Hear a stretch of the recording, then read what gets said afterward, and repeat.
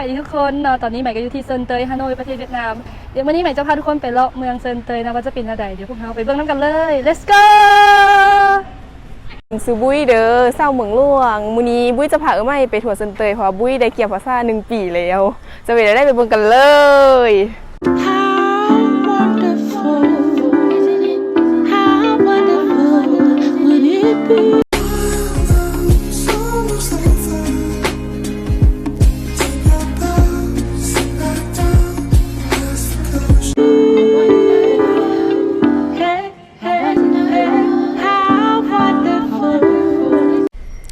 โอเคเนาะทุกคนตอนนี้เราก็อยู่ที่อเมริการาโน่คอฟฟี่เนาะเดี๋ยวพอดีว่าขี่รถไก่มาแล้วเห็นคาเฟ่มันงามก็เลยแวะเข้ามา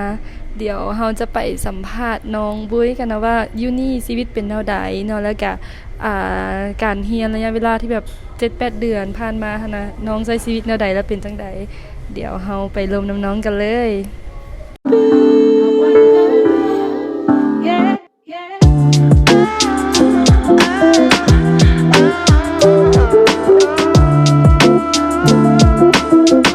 โอเคทุกคนนะตอนนี้ใหม่ก็อยู่กับน้องบุ้ยแล้วเด้อเดี๋ยวเราจะมาถามน้องบุ้ยกันนะว่าเป็นหน้าใดและเฮ็ดหน้าใดคือว่าได้มาเรียนอยู่ที่อันเต้80แม่นบ่เลยก่อนอื่นหมดก่อนสิมาเรียนอยู่นี่มันได้ถึงจากโรงเรียนเนาะแล้วก็การเรียนอยู่นี่ก็โอเคการดำรงชีวิตของคนเวียดนามก็คล้ายๆคนลาวและอันแบบ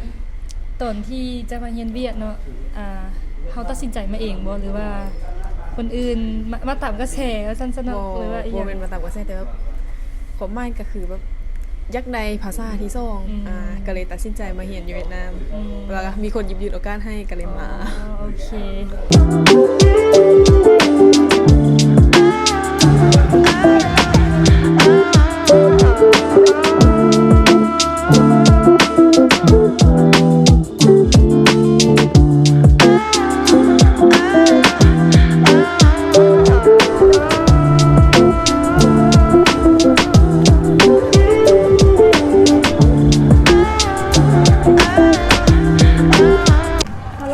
ตอนนี้ก็ค่ำแล้วเดี๋ยวตอนนี้เราอยู่ที่ถนนโฟนิโบ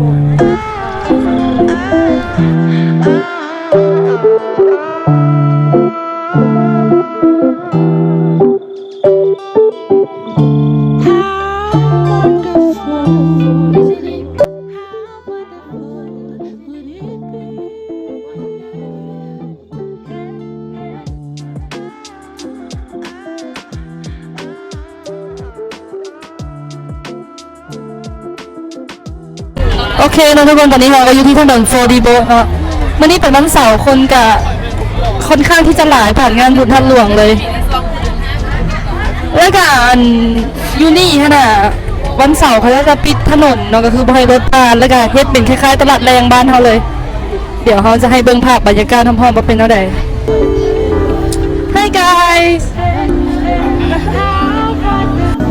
โอเคตอนนี้ก็คล้ายๆกับคอนเสิร์ตเนาะเพราะว่า